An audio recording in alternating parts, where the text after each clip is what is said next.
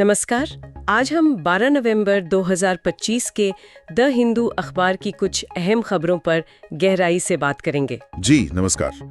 और ये खबरें ऐसी हैं जिनका असर हम सब पर पड़ता है और खास तौर पर जो सिविल सेवा परीक्षाओं की तैयारी कर रहे हैं उनके लिए तो ये बहुत ही महत्वपूर्ण है। हाँ बिल्कुल, आज हम कई अलग अलग मुद्दों पर नजर डालेंगे। जी सुप्रीम कोर्ट और चुनाव आयोग के बीच मतदाता सूची को लेकर क्या चल रहा है वहाँ से शुरू करेंगे। हाँ, वो SIR वाला मामला। हाँ, फिर आदिवासी समुदायों को लेकर जो नई सोच सामने आ रही है उस पर बात होगी। बिल्कुल, उन्हें सिर्फ लाभार्थी नहीं बल्कि प्रगति का चालक माना जा रहा है। सही।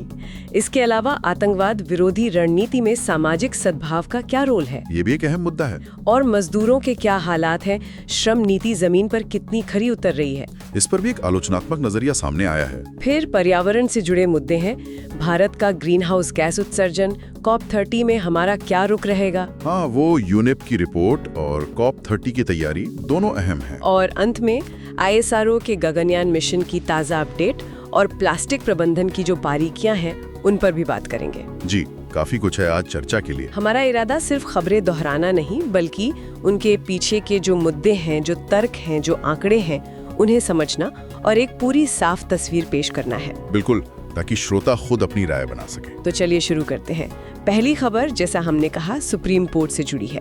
कोर्ट ने चुनाव आयोग को एक नोटिस जारी किया है। जी, ये नोटिस स्पेशल इंटेंसिव रिवीजन यानी SIR के खिलाफ जो याचिकाएं दायर हुई हैं उन पर है। ये SIR क्या है असल में, थोड़ा समझाएंगे? देखिए, SIR को आप ऐसे समझे कि ये वोटर लिस्ट को तेजी से, मतलब कम समय में अपडेट करने का एक खास अभियान है। तेजी से मतलब सामान्य प्रक्रिया से ज्यादा तेजी से?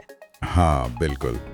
इसमें घर घर जाके वेरिफिकेशन होता है, डुप्लीकेट नाम हटाए जाते हैं, जो लोग मर गए हैं या कहीं और शिफ्ट हो गए हैं उनके नाम लिस्ट से काटे जाते हैं। अच्छा। और हाल में इसमें नागरिकता वेरिफिकेशन से जुड़े कुछ पहलू भी जोड़े गए हैं और इसी पर ज्यादा विवाद है। ओ, नागरिकता वेरिफिकेशन। जी, और ये समझना जरूरी है कि भारत में वोटर्स की संख्या बहुत ज्यादा है, करीब 99 करोड़ से भी ऊपर। 99 करोड़? हाँ, ECI के 2025 के शुरुआती आंकड़े यही बताते हैं।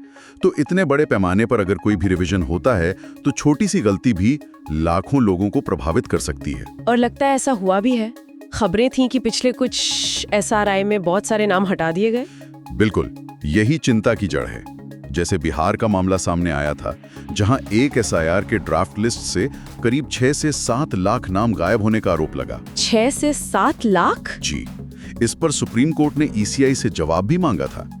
भागलपुर जिले में भी करीब 2.25 लाख नाम हटाए गए थे, जिसके कारण मृत्यु, प्रवास या डुप्लीकेसी बताए गए। तो अब इसी को लेके पार्टियां और NGO कोर्ट गए हैं। हाँ, कांग्रेस, DMK, TMC, CPIM जैसी पार्टियां और ADR जैसा NGO, इन सब ने याचिकाएं डाली हैं। अच्छा, तो इसमें कानूनी सवाल क्या उठाए गए हैं? कई अहम सवाल हैं। पहला तो यही कि क्या SIR, खासकर जिसमें नागरिकता वेरिफिकेशन की बात है, वो ECI के अधिकार क्षेत्र में आता भी है या नहीं। मतलब ये काम चुनाव आयोग का है या सरकार का? हाँ, याचिकाकर्ताओं का यही कहना है कि नागरिकता तय करना कार्यपालिका का काम है। कोर्ट ने भी कहा है कि वो देखेगा कि ECI के पास इतनी शक्ति है या नहीं। और दूसरा मुद्दा? दूसरा है प्रक्रिया का। आरोप है कि जो नया SIR फ्रेमवर्क है उसमें सबूत का बोझ वोटर पर डाल दिया गया है। मतलब अगर मेरा नाम कट रहा है तो मुझे साबित करना होगा कि मैं सही वोटर हूँ। बिल्कुल, और डर ये है कि लोगों को न सही से नोटिस मिल रहा है, न अपील का ठीक से मौका, और ऐसे में उनका वोट देने का अधिकार छिन सकता है। और तीसरा मुद्दा गोपनीयता का है। मशीन रीडेबल वोटर लिस्ट को पब्लिक करने पर चिंता है। क्यों? उससे क्या खतरा है? खतरा है डेटा माइनिंग का, गलत इस्तेमाल का।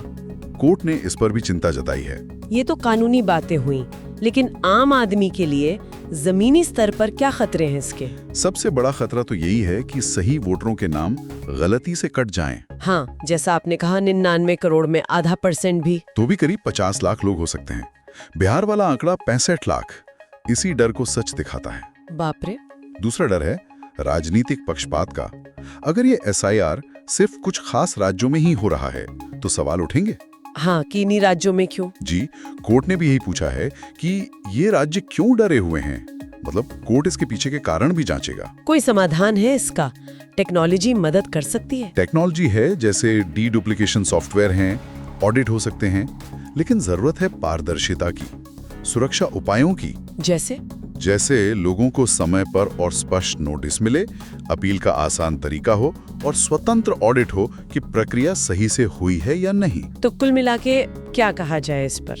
देखिए, बात सीधी है, वोटर लिस्ट सही हो ये जरूरी है, लेकिन उस पर जिनका नाम है उनका भरोसा भी उतना ही जरूरी है। बिल्कुल। एसआईआर का मकसद ठीक हो सकता है, पर तरीका ऐसा ना हो कि लाखों लोग अपने वोट के अधिकार से ही वंचित हो जाएं। जल्दबाजी और अधूरी प्रक्रिया ठीक नहीं। कोर्ट को ये पक्का करना होगा कि ये इलाज मर्ज से बदतर न साबित हो। बहुत सही कहा। चलिए अब इस कानूनी और तकनीकी बहस से थोड़ा आगे बढ़ते हैं। आदिवासी मामलों के मंत्री जुएल ओराम का एक बयान आया है। वो कह रहे हैं कि आदिवासी समुदाय सिर्फ सरकारी योजनाओं के लाभार्थी नहीं है, बल्कि वो भारत की प्रगति के चालक हैं। जी, ये बयान जनजातीय गौरव वर्ष और पीएमजेएमएनए जैसी योजनाओं के संदर्भ में आया है और ये सोच में एक महत्वपूर्ण बदलाव का संकेत देता है। आंकड़ों के हिसाब से आदिवासी आबादी कितनी है देश में? 2011 की जनगणना के हिसाब से देखें तो करीब 10.42 करोड़, यानी देश की आबादी का लगभग 8.6%। और 700 से ज्यादा अलग अलग आदिवासी समूह हैं। अच्छा खासा संख्या है। हाँ, और सरकार का फोकस भी दिख रहा है। जैसे एकलव्य मॉडल रेसिडेंशियल स्कूल यानी EMRS बनाने पर जोर है। सैकड़ों स्कूल खोलने का लक्ष्य है। हजारों शिक्षकों की भर्ती हो रही है। और वो वन धन योजना? हाँ, ट्राइफेड और वन धन विकास केंद्र VDV केस भी हजारों केंद्र मंजूर हुए हैं, जिनसे 10 लाख से ज्यादा आदिवासियों को जोड़ने का दावा है। ये लोग लघु वनोपज यानी MFP के कलेक्शन, प्रोसेसिंग और मार्केटिंग से जुड़ रहे हैं। एक तरह से उत्पादक और उद्यमी बन रहे हैं। ये चालक वाली बात मुझे दिलचस्प लगी। मतलब सिर्फ योजनाओं का फायदा लेने वाले नहीं, बल्कि देश को आगे बढ़ाने वाले। ऐसा क्यों कहा जा रहा है? क्या आधार है इसका? इसके पीछे आप 3 मुख्य कारण देख सकते हैं। पहला, पर्यावरण का प्रबंधन। पर्यावरण कैसे? आदिवासी समुदाय सदियों से जंगलों में रहते आए हैं, उनका प्रबंधन करते आए हैं। उनके पास पारंपरिक ज्ञान है, जंगल से क्या लेना है, कैसे लेना है, पानी कैसे बचाना है, जैव विविधता कैसे बनाए रखनी है। हाँ, ये तो है। तो उन्हें सशक्त करना हमारे जलवायु और बायोडायवर्सिटी लक्ष्यों के लिए भी फायदेमंद है। दूसरा कारण है स्थानीय अर्थव्यवस्था। वो वन धन वाला उदाहरण? जी, वन धन जैसी योजनाएं दिखाती हैं कि कैसे उन्हें सीधे बाजार से जोड़कर उद्यमी बनाया जा सकता है, सिर्फ सब्सिडी पे निर्भर नहीं। और तीसरा है मानव संसाधन। EMRS जैसे स्कूल जब अच्छी शिक्षा देंगे तो कुशल आदिवासी युवा तैयार होंगे, जो आगे चलकर स्थानीय शासन में, खासकर पैसा वाले क्षेत्रों में और गांवों के विकास में अहम भूमिका निभा सकते हैं। सुनने में तो ये सब बहुत अच्छा लगता है, पर क्या इसमें चुनौतियां नहीं है? चुनौतियां तो हैं, बिल्कुल हैं। सबसे बड़ी चुनौती ये है कि ये सब सिर्फ उत्सव मनाने या बयान देने तक नहीं रह जाए। मतलब? मजबूती चाहिए। जैसे वन अधिकार कानून का जमीन पर सही से लागू होना जरूरी है, ताकि जमीन पर उनका हक सुरक्षित हो। और बाजार तक उनकी पहुंच आसान हो, बिचौलिए हटें, उन्हें सही दाम मिले। स्वास्थ्य एक बड़ी चुनौती है, खासकर सिकल सेल अनीमिया जैसी बीमारियां। शिक्षा की गुणवत्ता पर लगातार काम करना होगा। और उनकी संस्कृति? हाँ, ये बहुत अहम है। विकास और उनकी सांस्कृतिक पहचान, उनके अधिकारों के बीच संतुलन साधना होगा। पैसा कानून और ग्राम सभाओं को मजबूत करना होगा। आंकड़ों की भी बात आप कर रहे थे। जी, हमें बेहतर और ताज़ा आंकड़ों की जरूरत है। 2011 की जनगणना पुरानी हो गई। अलग अलग आदिवासी समूहों के हिसाब से डेटा चाहिए, ताकि योजनाएं ज्यादा प्रभावी बने। और प्रगति मापने के लिए स्पष्ट KPI यानी संकेतक तय करने होंगे। समझ गए। चलिए अब एक और अहम मुद्दे पर आते हैं, सुरक्षा और समाज का रिश्ता। ये बात सामने आई है कि आतंकवाद से लड़ने के लिए सिर्फ फौज या पुलिस ही काफी नहीं, सामाजिक सद्भाव को बढ़ावा देना भी उतना ही जरूरी है। जी, ये एक बहुत ही महत्वपूर्ण और गहरी सोच है। तर्क ये है कि जो आतंकवादी या कट्टरपंथी विचारधाराएं होती हैं, वो अक्सर कहाँ पनपती हैं? कहाँ? जहाँ समाज में बंटवारा हो, अलगाव हो, लोग खुद को कटा हुआ महसूस करें, गरीब हों, हाशिए पर हों, जहाँ समुदायों के बीच रिश्ते खराब हों और हम बनाम वो की सोच हावी हो। अच्छा, तो अगर हम समाज में आपसी भाईचारा, मेल जोल, सद्भाव बढ़ाते हैं, तो एक तरह से हम उन जड़ों को काट रहे हैं जहाँ ये विचारधाराएं पनप सकती हैं। ये रोकथाम का काम करता है। क्या इसका कोई सबूत है? मतलब अध्ययनों से ये बात साबित होती है? हाँ, दुनिया भर में जो संघर्ष और आतंकवाद पर स्टडीज हुई हैं, वो यही दिखाती हैं। जहाँ समाज अंदर से ज्यादा बटा होता है, धर्म, जाति, नस्ल के नाम पर, वहाँ कट्टरपंथी गुटों को लोग आसानी से मिल जाते हैं। भारत में भी ऐसा देखा गया है? भारत में भी आप देख सकते हैं। जैसे पहले वामपंथी उग्रवाद से प्रभावित जिलों के लिए IOAP जैसी योजनाएं थीं, जो विकास और सुरक्षा को जोड़ने की कोशिश करती थी। अक्सर जहां सामाजिक बहिष्कार ज्यादा होता है, वहीं शासन भी कमजोर होता है और वो इलाके भर्ती के लिए संवेदनशील बन जाते हैं। तो जो नीतियां बनाते हैं उनके लिए इसका क्या मतलब है? उन्हें क्या करना चाहिए? मतलब ये है कि रणनीति दो तरफा होनी चाहिए। सिर्फ बंदूक के जोर से आतंकवाद शायद दब जाए, पर खत्म नहीं होता। जड़ें तो समाज में होती हैं। तो सामाजिक सद्भाव पर काम करना मतलब जड़ों पर काम करना। बिल्कुल। इससे सरकार की, प्रशासन की वैधता भी बढ़ती है, लोग साथ आते हैं, कम्युनिटी पुलिसिंग जैसे प्रयास सफल होते हैं। और अगर इसे नजरअंदाज किया तो समाज की दरारें और गहरी होती हैं। फिर आतंकवाद से लड़ना और मुश्किल और महंगा हो जाता है। पर सद्भाव बनाना आसान तो नहीं होगा।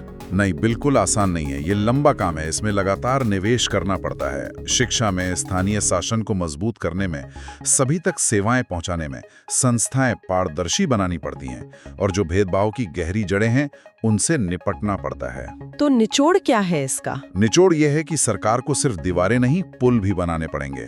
सामाजिक नीति को सुरक्षा नीति से जोड़ना होगा। हमें ये मापना होगा कि समुदायों में भरोसा कितना है। लोगों को जोड़ने वाले कार्यक्रम बनाने होंगे और जो बुनियादी मुद्दे हैं, रोजगार, जमीन, अधिकार, उन पर ध्यान देना होगा। सद्भाव को हल्के में लेना मतलब नींव की दीमक को नजरअंदाज करना है। बिल्कुल। अब आते हैं एक ऐसे मुद्दे पर जो करोड़ों लोगों की रोजमर्रा की जिंदगी से जुड़ा है, मजदूर। एक लेख में श्रम नीति के वादों और जमीनी हकीकत के बीच बड़े फासले की बात कही गई है। जी हाँ, वादे तो बड़े बड़े हैं। रोजगार मिलेगा, सामाजिक सुरक्षा होगी, खासकर असंगठित क्षेत्र के मजदूरों के अधिकार सुरक्षित होंगे। लेकिन असलियत काफी अलग दिखती है। शोषण, ज्यादातर नौकरियों का इनफॉर्मल होना, कॉन्ट्रैक्ट पर काम के लंबे घंटे और कानूनों का ठीक से लागू ना होना, ये सब आम बातें हैं। क्या आंकड़े भी यही कहते हैं? हाँ, आंकड़े इसी तरफ इशारा करते हैं। जैसे PLFS 2023-24 के अनुमान बताते हैं कि सिर्फ करीब 21-22% कामगारों के पास ही रेगुलर सैलरी वाली जॉब है। सिर्फ इतना? मतलब बाकी एक बहुत बड़ा हिस्सा असंगठित क्षेत्र में है, जहां ना नौकरी की गारंटी, ना PF, ना पेंशन, ना छुट्टी। और काम के घंटे? वो भी एक मुद्दा है। कुछ राज्यों ने फैक्ट्रियों में काम के घंटे 8 से बढ़ाकर 10-12 घंटे तक करने की इजाजत दे दी है, जो ILO के मानकों के खिलाफ है। और वो नई लेबर कोड्स जो आई थीं, उनका क्या असर हुआ? सरकार ने 4 नई श्रम संहिताएं तो बनाई, मजदूरी पर, औद्योगिक संबंधों पर, सामाजिक सुरक्षा पर और काम के माहौल पर। लेकिन उनकी आलोचना हो रही है कि कई मामलों में वो मजदूरों की सुरक्षा बढ़ाने के बजाय कमजोर करती हैं। जैसे हड़ताल करना और मुश्किल बना दिया गया है। छोटी कंपनियों को कई नियमों से छूट मिल गई है। मतलब निरीक्षण और जवाबदेही कम हो सकती है। और वो आंगनवाड़ी कार्यकर्ता? हाँ, उनका उदाहरण भी है। लाखों महिला कर्मी हैं जो सरकारी योजनाओं में काम करती हैं, पर उन्हें बहुत कम मानदेय मिलता है। उन्हें पक्के कर्मचारी का दर्जा और अधिकार नहीं है। ये सब दिखाता है कि नीति कागज पर कुछ कहती है और जमीन पर कुछ और होता है। ये खाई इतनी गहरी क्यों है? वजह क्या है? एक बड़ी वजह तो ये है कि नीतियां बनती हैं, पर उन्हें लागू करने का जो सिस्टम है, जो मशीनरी है, वो बहुत कमजोर है। मतलब इच्छा शक्ति की कमी या क्षमता की? शायद दोनों। सबको सामाजिक सुरक्षा का नारा तो है, पर उसे देने वाली संस्थाएं कितनी तैयार हैं? जवाबदेही कितनी है? ये सवाल है। और अर्थव्यवस्था में जो बदलाव आ रहे हैं? हाँ, इनफॉर्मलाइजेशन और कॉन्ट्रैक्चुअलाइजेशन बढ़ रहा है। मतलब पक्की नौकरी की जगह ठेके पर काम। इससे मजदूरों की मोल भाव करने की ताकत कम होती है। उन्हें न्यूनतम मजदूरी भी नहीं मिलती कई बार। बाकी लाभ तो दूर की बात है। कानूनों को लागू करवाने वाले लेबर इंस्पेक्टरों की भारी कमी है, और जो हैं भी वो कितने प्रभावी हैं, ये भी एक सवाल है। इसका असर क्या होता है? सिर्फ मजदूरों पर? नहीं, सिर्फ मजदूरों पर नहीं, पूरी अर्थव्यवस्था पर असर पड़ता है।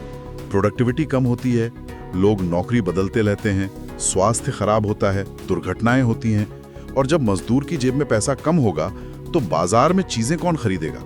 मांग कमजोर होती है। तो क्या करना चाहिए? रास्ता क्या है? एक तरह से श्रम नीति का पूरा ऑडिट होना चाहिए। पूछना चाहिए कि भाई पिछले 5 साल में कितने इनफॉर्मल वर्कर को सच में सोशल सिक्योरिटी मिली, कंस्ट्रक्शन साइट पर कितने मजदूरों के पास पक्का कॉन्ट्रैक्ट है। और वो ई-श्रम पोर्टल, उसे सिर्फ रजिस्ट्रेशन पोर्टल नहीं बल्कि असल में सामाजिक सुरक्षा से जोड़ने वाला प्लेटफॉर्म बनाना होगा। शिकायतें कहाँ दर्ज होंगी, उनका निवारण कैसे होगा, ये सब साफ होना चाहिए। और मजबूत न्यूनतम मजदूरी तय हो, काम के घंटे तय हो, नौकरी की सुरक्षा हो, और खास ध्यान उन पर देना होगा जो सबसे ज्यादा असुरक्षित हैं, प्रवासी मजदूर, महिलाएं, ठेका मजदूर। और समाज को भी समझना होगा कि ये सिर्फ आर्थिक नहीं सामाजिक मुद्दा है। शोषण के नतीजे बुरे होते हैं। अब पर्यावरण की तरफ चलते हैं। यहाँ से एक चिंता बढ़ाने वाली खबर है। यूएनईपी की ताज़ा रिपोर्ट कह रही है कि 2024 में दुनिया भर में ग्रीन हाउस गैस उत्सर्जन बढ़ा है। जी, करीब 2.3% की बढ़ोतरी हुई है और कुल उत्सर्जन लगभग 57.7 गीगाटन CO2 समतुल्य पहुंच गया है। और इसमें भारत की स्थिति क्या है? रिपोर्ट के मुताबिक 2024 में पिछले साल की तुलना में जो कुल उत्सर्जन में सबसे ज्यादा बढ़ोतरी हुई है वो भारत में हुई है। सबसे ज्यादा बढ़ोतरी कितनी? की अतिरिक्त वृद्धि हुई है भारत में 2024 में। ये दुनिया में किसी भी देश के लिए सबसे बड़ा साल दर साल इजाफा है। ये तो वाकई चिंता की बात है। हाँ, लेकिन यहाँ एक और महत्वपूर्ण बात है जिसे नजरअंदाज नहीं करना चाहिए। क्या? वो ये कि इस बड़ी कुल वृद्धि के बावजूद भारत का प्रति व्यक्ति उत्सर्जन, यानी हर व्यक्ति औसतन कितना उत्सर्जन कर रहा है, वो अब भी दुनिया के औसत से काफी नीचे है। अच्छा। जी हाँ, रिपोर्ट खुद ये कहती है कि भारत का प्रति व्यक्ति आंकड़ा कई विकसित देशों की तुलना में काफी कम है। एडगर डेटाबेस ने भी 2023 के लिए दिखाया था कि बड़ी उत्सर्जकों में भारत में सापेक्ष वृद्धि सबसे ज्यादा थी, करीब 6.1%, पर प्रति व्यक्ति हम अभी भी पीछे हैं। तो ये बढ़त हो क्यों रही है इतनी तेजी से? वजहें कई हैं। हमारी अर्थव्यवस्था तेजी से बढ़ रही है, तो ऊर्जा की जरूरतें भी तेजी से बढ़ रही हैं। और ऊर्जा कहाँ से आ रही है? ज्यादातर अब भी जीवाश्म ईंधन, खासकर कोयले से। हमारी बड़ी आबादी भी एक कारण है। बिजली उत्पादन, उद्योग, ट्रांसपोर्ट, ये सब बढ़ रहे हैं और इनसे उत्सर्जन भी बढ़ रहा है।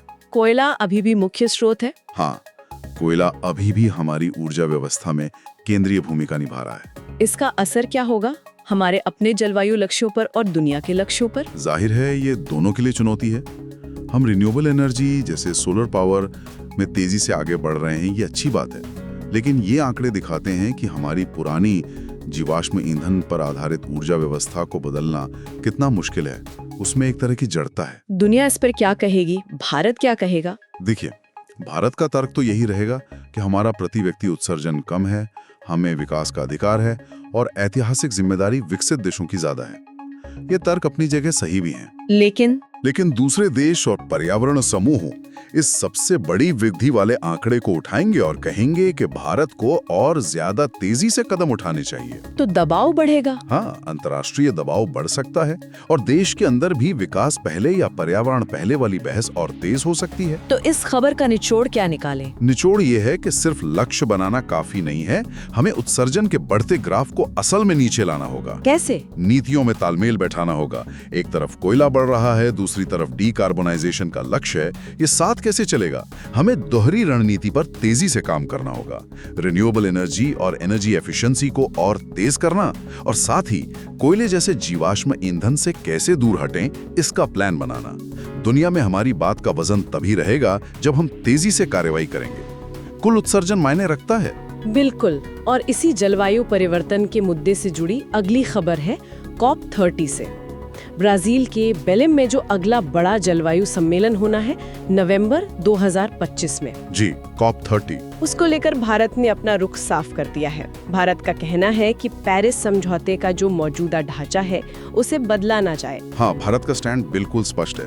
भारत का कहना है कि जो मूल सिद्धांत हैं, समानता, CBDRRC यानी common but differentiated responsibilities and respective capabilities, मतलब सबकी जिम्मेदारी है, पर जिसकी जितनी क्षमता और ऐतिहासिक गलती उतना बोझ। बिल्कुल, ये सिद्धांत बने रहने चाहिए।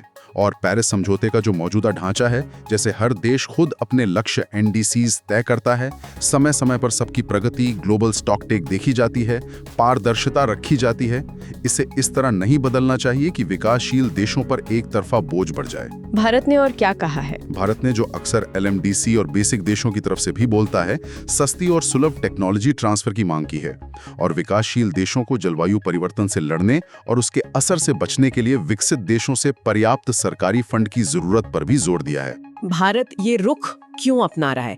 इस ढांचे को बचाने पर इतना जोर क्यों? क्योंकि ये ढांचा हर देश को अपनी जरूरत और क्षमता के हिसाब से काम करने की गुंजाइश देता है। भारत को लगता है कि अगर COP30 में इसे बदलकर सबके लिए एक जैसे सख्त नियम बना दिए गए तो ये नाइंसाफी होगी और समझौते की बुनियाद कमजोर होगी। तो ये एक तरह से बचाव है। हाँ, ये उन विकसित देशों और कुछ समूहों के दबाव के खिलाफ एक बचाव है जो चाहते हैं कि भारत जैसे देश कोयला बंद करने की तारीख बताएं और ज्यादा कड़े नियम माने। इसके नतीजे क्या हो सकते हैं? देखिए, एक तरफ कुछ लोग कह सकते हैं कि भारत ज्यादा महत्वाकांक्षा नहीं दिखा रहा, लेकिन दूसरी तरफ ये भारत को अपने विकास के लिए जरूरी गुंजाइश देता है। ये वित्त और टेक्नोलॉजी को सबसे जरूरी बना देता है। भारत के उद्योगों के लिए इसका क्या मतलब है? उनके लिए ये संकेत है कि सरकार अंतर्राष्ट्रीय मदद पे जोर देगी, बजाय सिर्फ घरेलू नियम कड़े करने के। लेकिन हाँ, अगर दुनिया को लगा कि भारत पीछे हट रहा है तो साख पर असर पड़ सकता है। तो मुख्य बात क्या है यहाँ? मुख्य बात है संतुलन। ढांचा ऐसा हो जो महत्वाकांक्षा, निष्पक्षता और कार्यान्वयन तीनों में मदद करे। भारत की चिंता निष्पक्षता को लेकर है। अब फोकस वित्त और टेक्नोलॉजी पर होना चाहिए और भारत को अपनी कूटनीति को अपनी घरेलू कार्रवाई जैसे रिन्यूएबल एनर्जी में तेजी से और मजबूत करना होगा। चलिए अब धरती से आसमान की ओर चलते हैं। ISRO से एक अच्छी खबर है, गगनयान मिशन के लिए एक जरूरी सुरक्षा परीक्षण सफल रहा है। जी हाँ, गगनयान जो भारत का पहला मानव अंतरिक्ष मिशन है, उसके क्रू मॉड्यूल के मुख्य पैराशूट का परीक्षण सफल रहा है। इसे IMAT यानी integrated main parachute air drop test कहते हैं। ये कहाँ हुआ और कैसे हुआ? ये झांसी के पास बबीना फील्ड फायरिंग रेंज में हुआ। वायुसेना के IL-76 विमान से क्रू मॉड्यूल के वजन के बराबर एक डमी को करीब 2.5 किलोमीटर की ऊंचाई से गिराया गया और पैराशूट सिस्टम को परखा गया। पैराशूट सिस्टम मतलब सिर्फ एक पैराशूट? नहीं, ये काफी जटिल सिस्टम होता है। इसमें कुल 10 पैराशूट होते हैं। 10?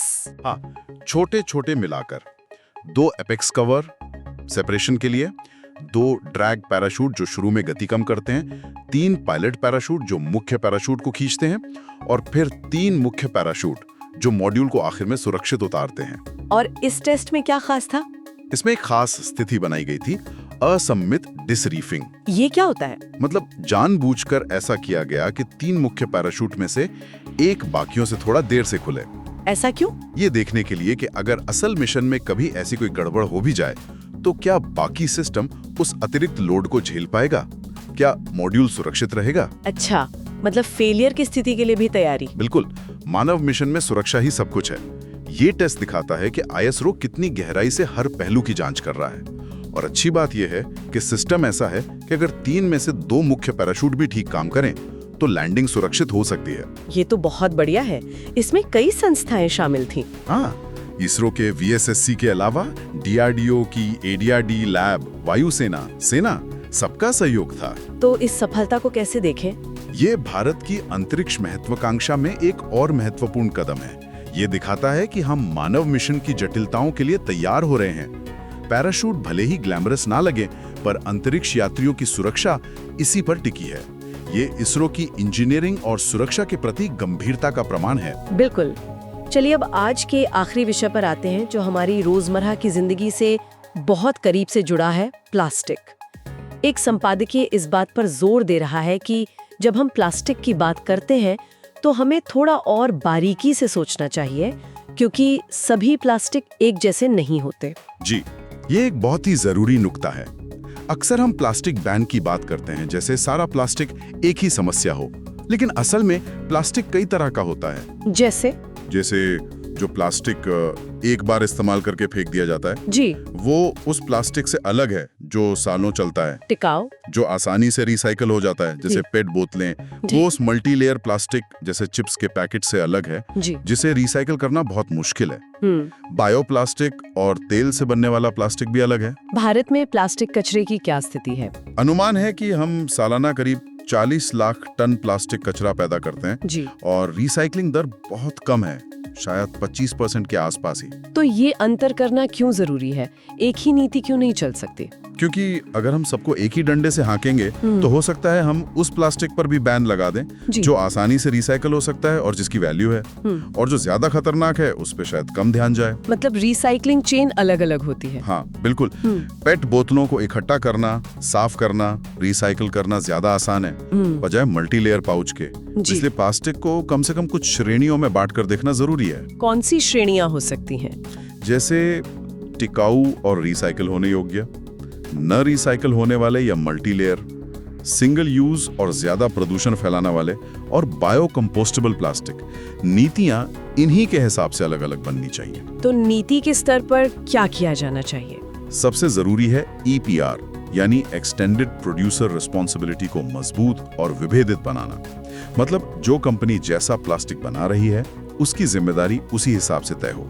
और नई सामग्री पर रिसर्च हो, प्लास्टिक के विकल्प ढूंढे जाएं, रिसाइकलिंग तकनीक बेहतर हो और सबसे जरूरी डिजाइन फॉर रिसाइकलिंग यानी चीजें ऐसी बने कि उन्हें बाद में रिसाइकिल करना आसान हो। घरों के स्तर पर स्रोत पर कचरा अलग करना बहुत जरूरी है, गीला, सूखा, प्लास्टिक अलग, और उपभोक्ताओं को भी जागरूक होना होगा। इसमें कोई आर्थिक अवसर भी है? हाँ, रिसाइकलिंग में खासकर अच्छी क्वालिटी के प्लास्टिक में आर्थिक अवसर हैं, उन्हें बढ़ावा देना चाहिए। मौजूदा नियमों को और बेहतर बनाने की जरूरत है। स्पष्ट वर्गीकरण, अलग लक्ष्य, बेहतर कलेक्शन। हमें हर प्लास्टिक की पूरी कहानी पता होनी चाहिए, कहां से आया, कहां गया। तो अगर प्लास्टिक समस्या का हल चाहिए तो हमें बारीकी से सोचना होगा, श्रेणी बनाएं, प्राथमिकता तय करें, सबसे बुरे को बाहर करें, बेहतर के लिए सर्कुलर इकोनॉमी बनाएं और जो लोग इस काम में लगे हैं, खासकर अनौपचारिक क्षेत्र के लोग, उन्हें व्यवस्था से जोड़ें। बिल्कुल। तो ये थी आज की हमारी चर्चा, जिसमें हमने कानून, समाज, पर्यावरण, तकनीक जैसे कई अहम मुद्दों को छुआ। जी, और ये सब दिखाता है कि ये मुद्दे अलग अलग नहीं हैं, सब एक दूसरे से जुड़े हुए हैं। हाँ, एक का असर दूसरे पर पड़ता है। बिल्कुल। और आज की चर्चा से एक सवाल ये भी उठता है कि क्या हमारी नीतियां और हमारी समझ इन जुड़ावों को ठीक से पहचान पा रही है? क्या हम भविष्य में इन्हें बेहतर ढंग से संबोधित कर पाएंगे? ये सोचने वाली बात है। इसी सवाल के साथ कि हम इन जटिलताओं को कैसे बेहतर समझें और सुलझाएं, आज के लिए बस इतना ही। जी, नमस्कार। जल्द मिलेंगे एक और विषय के साथ। नमस्कार।